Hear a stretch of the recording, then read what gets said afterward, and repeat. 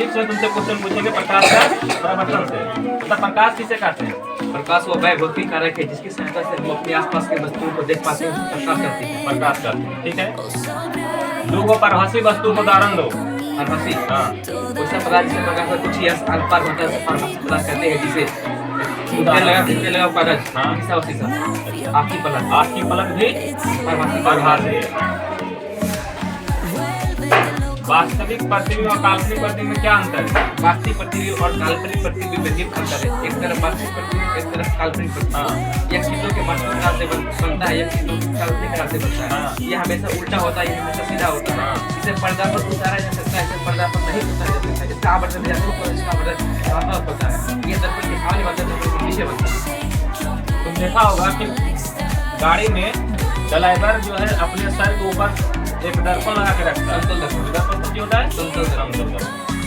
और जो साइड में रहता है, किनारे में रहता है, कौन सा दर्पण रहता है? उत्तल दर्पण। उत्तल दर्पण। अच्छा, तो किस दर्पण को अभिसारी दर्पण कहते हैं? अवतल दर्पण। और अवसारी दर्पण? उत्तल दर्पण। अवतल को अभिसारी क्यों कहते हैं?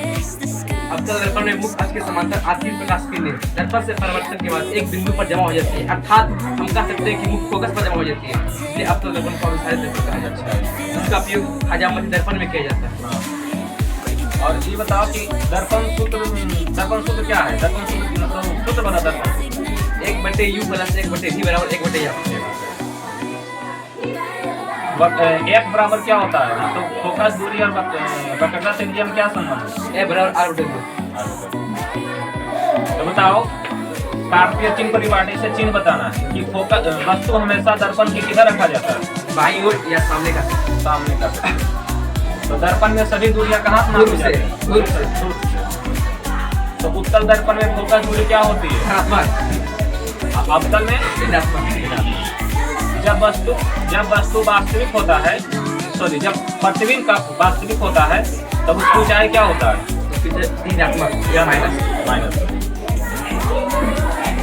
और बताओ कि जब